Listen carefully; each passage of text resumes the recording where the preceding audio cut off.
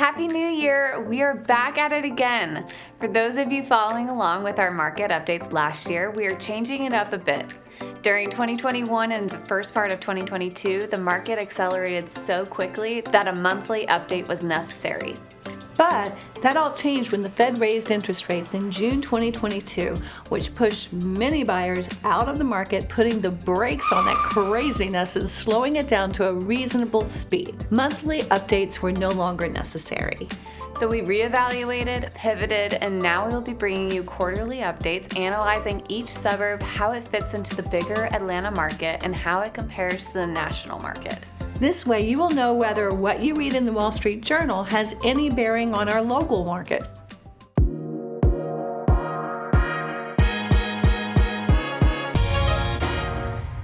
To get us started, here are a few video clips to summarize the feel of the real estate market in the U.S. 2024 definitely promises not to be boring.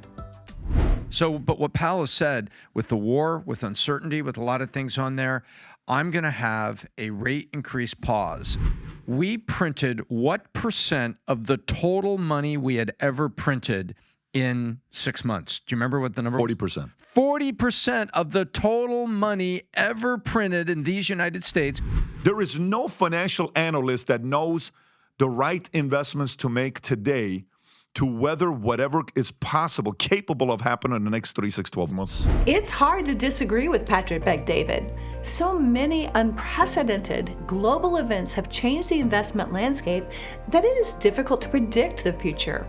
But, like politics, all real estate is local. And when the global situation seems so chaotic, we can calmly return to the local data to provide direction. For instance, while new listings are up 12.2% nationally, Atlanta's new listings are down 11.5% year over year. Let's focus on our local data because that's what matters to buyers and sellers here.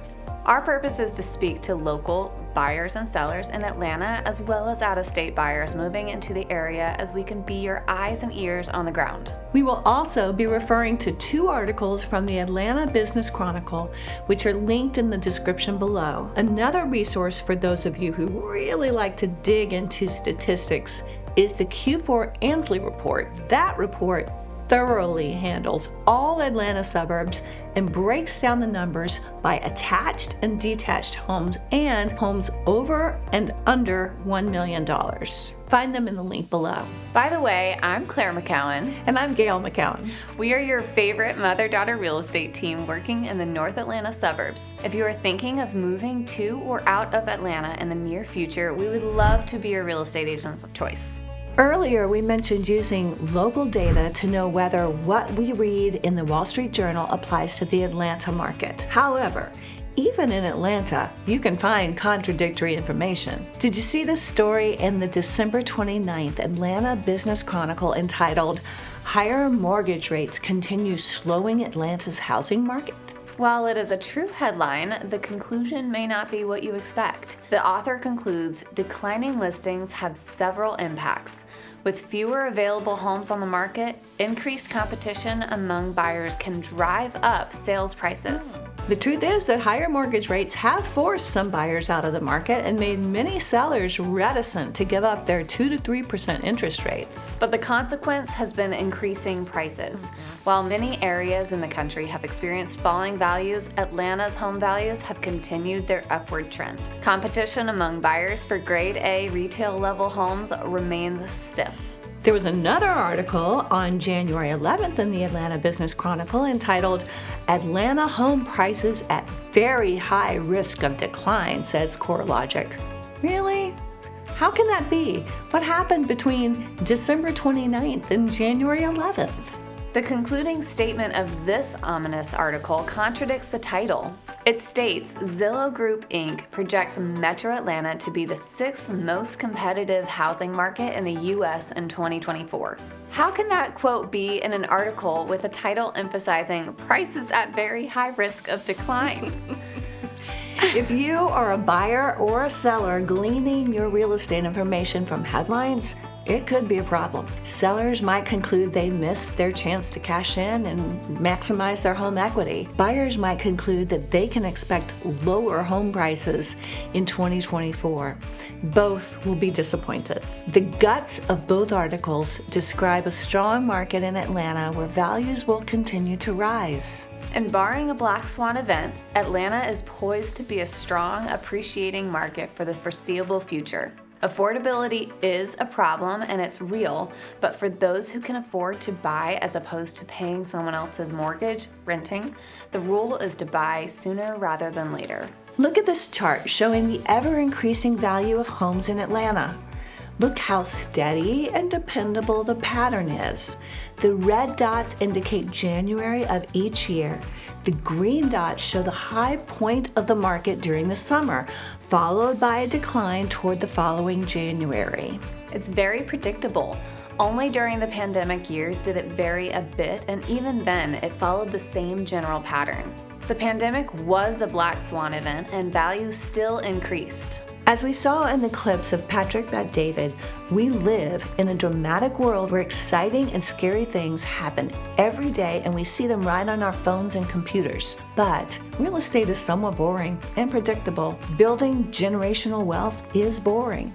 It happens over long periods of time. What you need is expertise. It's our job to know the local market, and we have our ear to the ground daily.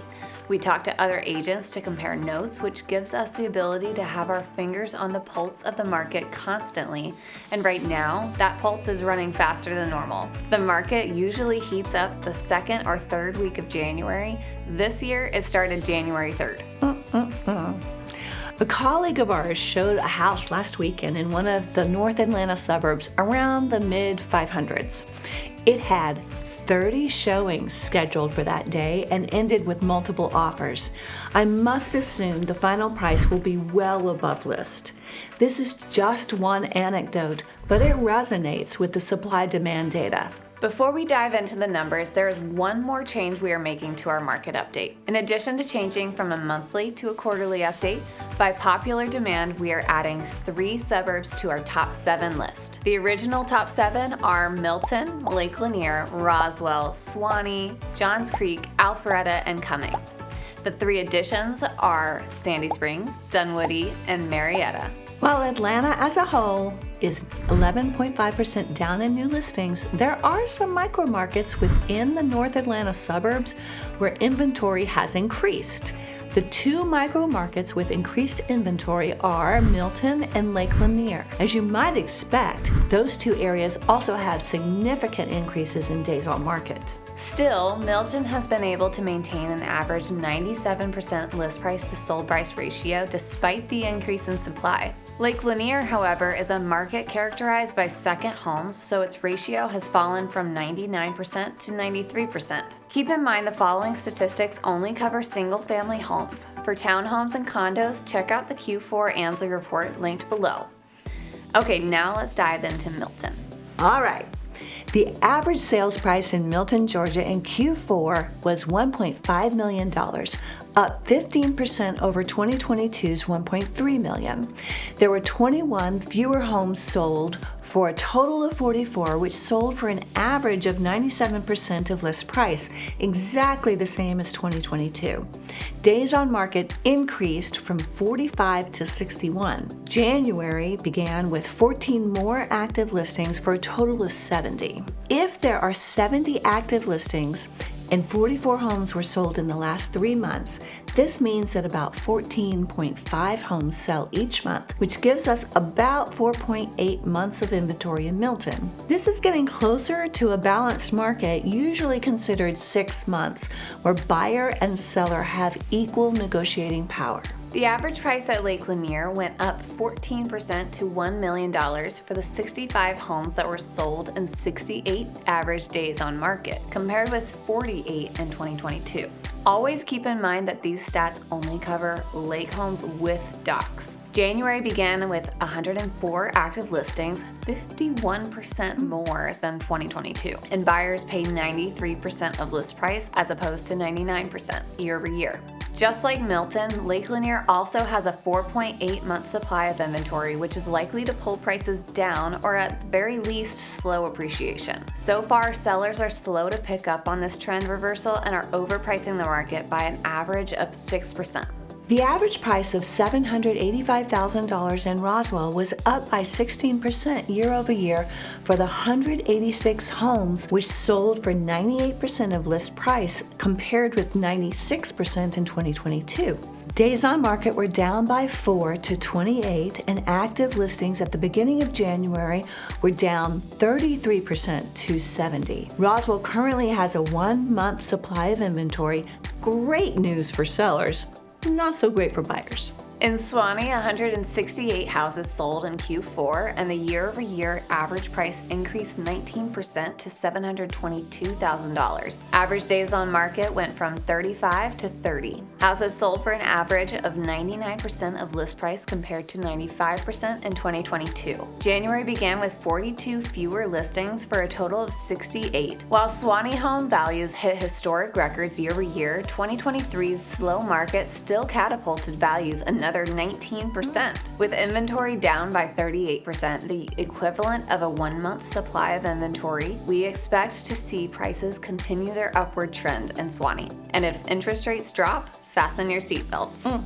By contrast, the Johns Creek market of Q4 2023 can be described as steady. The average year-over-year price was up by 2% to $873,000 for the 74 homes sold, only 3 fewer than 2022. Those homes sold for an average of 99% of list price, up 3% from 96% in 2022. Days on market went down from 45 to 23. January began with 28 active listings compared with 44 in 2022. With 74 homes sold in 3 months and 28 active listings, Johns Creek maintains a robust seller's market of just over 1 month's supply of inventory.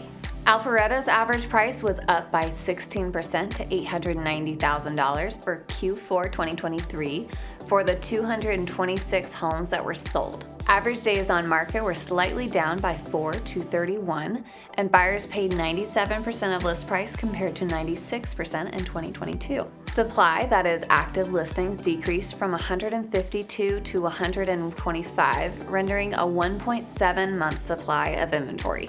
The average price in Cumming was up by 13% to $652,000. The number of homes sold was down from 433 to 407. Average days on market decreased by 5 to 30. Buyers paid 97% of list price compared with 96% in 2022. January active listings were down by 56 to 255, an almost 2-month supply of inventory. Cumming and Marietta are 2 of the most affordable suburbs in North Atlanta, and Cumming is one of the few places buyers can find affordable new construction.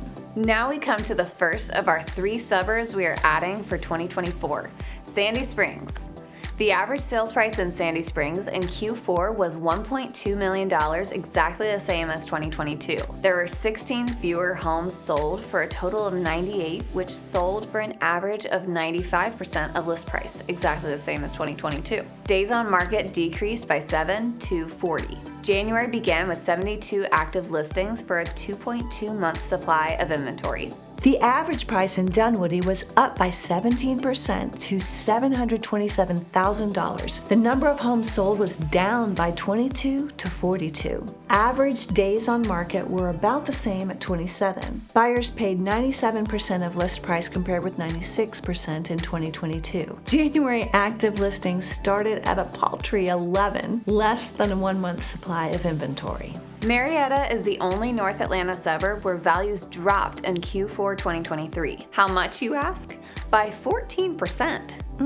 From $647,000 in 2022 to $556,000 in 2023. There were 591 total homes sold, a 13% year-over-year decrease, and buyers paid an average of 98% of list price, up 2% from 2022. There are 349 active listings in January, or a 1.8-month supply. So, what this means for sellers. Sellers need to be aware of the heartbeat-shaped market pattern and schedule the sale of their home to maximize their profit. We have created the perfect schedule, which is an excellent guideline to get you started on your way. But in full transparency, while it's a great guideline, what drives the real schedule is our clients' needs. But this provides a good starting point. What this means for buyers. Buyers have one way to maximize their profit going into a purchase. The sooner the better. The earlier in the year you buy, the better deal you get and the more equity you make. It's pretty simple and straightforward, but we still made a schedule so you will have a guideline. Take a screenshot if you think it's helpful. People pay us for our expertise. Why? Because you don't have time to spend 10 hours researching national and local economics and how they relate to the real estate market in North Atlanta suburbs. You are an expert in your field and we are experts in ours. We are immersed in real estate nearly 24/7, and that gives us the most up-to-date local market data, which we immediately pass on to our clients. That's why we are in the top 10% of Atlanta agents. We have a boutique business model created to provide luxury service to a limited number of clients regardless of price point. Our clients depend on us for our granular knowledge of the market in which they are buying or selling. If you want to explore selling your home, we would love to be your agents of choice. We love to provide our clients with essential data so they can make informed decisions and, in the end, get the highest market price in the least time. If you are ready to buy in 2024, don't go it alone. Please reach out so we can discuss your particular situation and goals. With our proven strategies, we're confident we can save you time, money, and headaches. If this video was helpful, please like, subscribe, and comment with any thoughts or questions you may have. Thanks for watching, and we'll see you next time.